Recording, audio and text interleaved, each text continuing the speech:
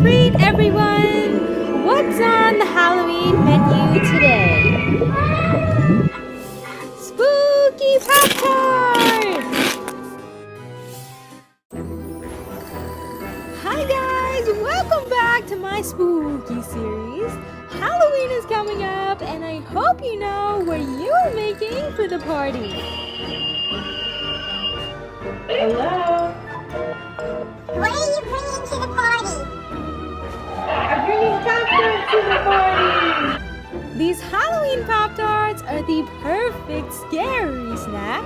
There's chocolate Nutella flavor and an oozy bloody strawberry flavor topped with sugary eyeballs. Your friends will love them toasted warm on Halloween night, so let's make them together and be sure to keep on watching. Let's start brewing up all the ingredients to make the pastry dough for these strawberry and chocolate flavored Pop-Tarts. Our spooky little helpers for today are Wendy the Witch and Cleo the Cat.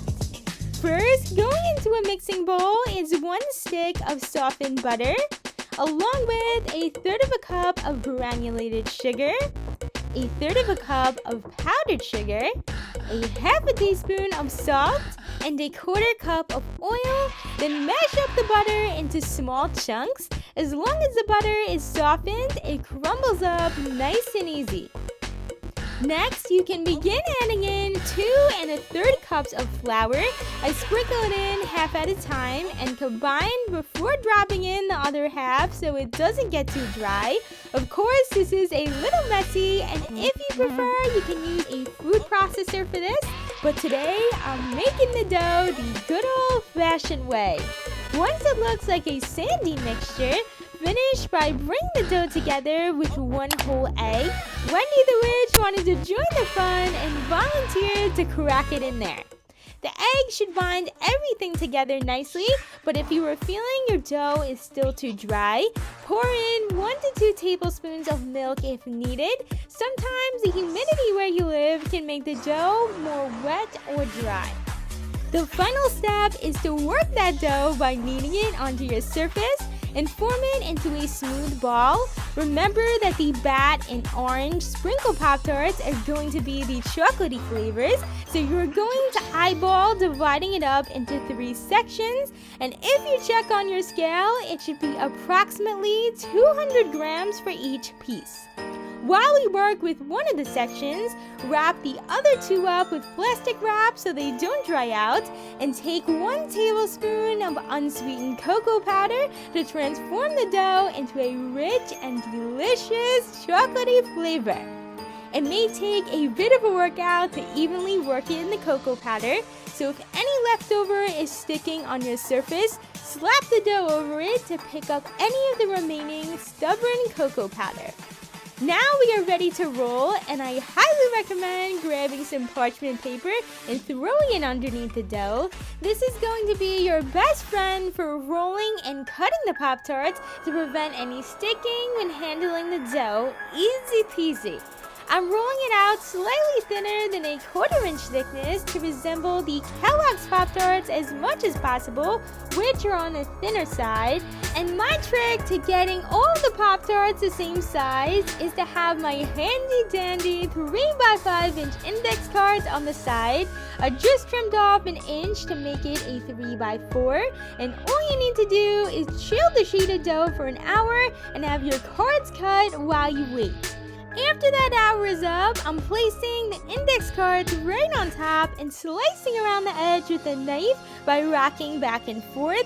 You can also use a pizza wheel or bench scraper to achieve this shape and peel away all the scraps.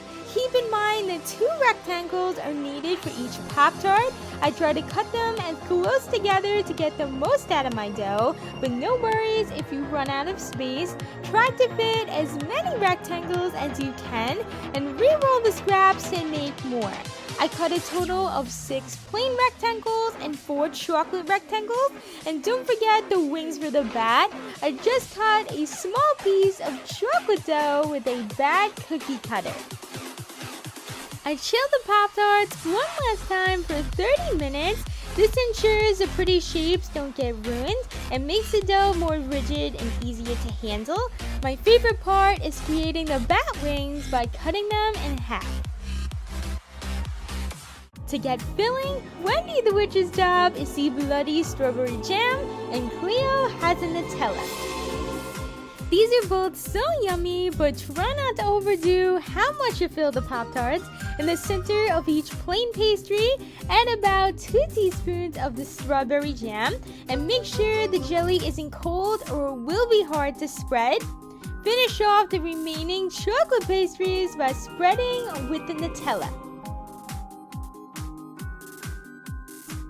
To complete the Pop-Tarts, I seal them closed with a light brush of water all around and center the other rectangle of dough right over it.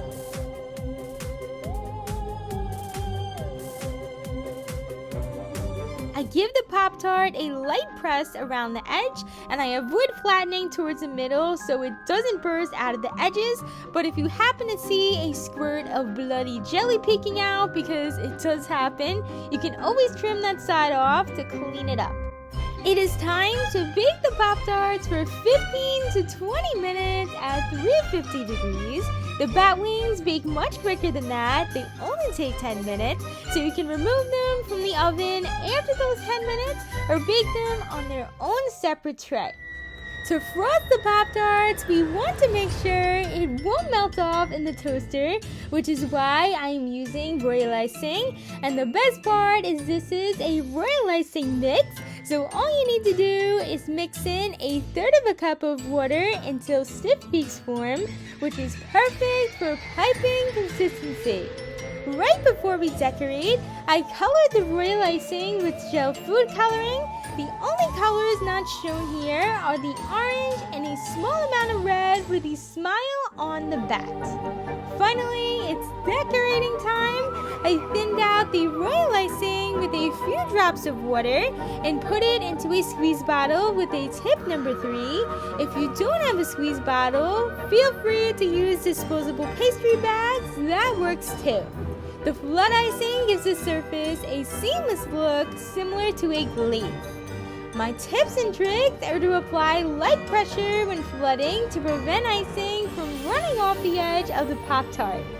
First, I outline right over the impression where you see the filling and push a small amount of icing around until you have filled in the outline. Since the middle is filled with the jam and Nutella, the surface isn't completely flat and slopes just a little bit, so I advise to avoid piping with a heavy pressure. And if you want a reference for piping consistency, this is a 10-second consistency, meaning it should settle out in 10 seconds. I also outlined and filled in the bat wings with the black flood icing, and they look like mini cookies now. Once all the Pop-Tarts are completely flooded, allow the icing to dry before piping on our awesome designs. For Mr. Mummy, we put on his googly eyes with eyeball sugar decorations by attaching them in place with a dot of icing and wrap them up in his mummy strips with a piping consistency icing and a tip number 47.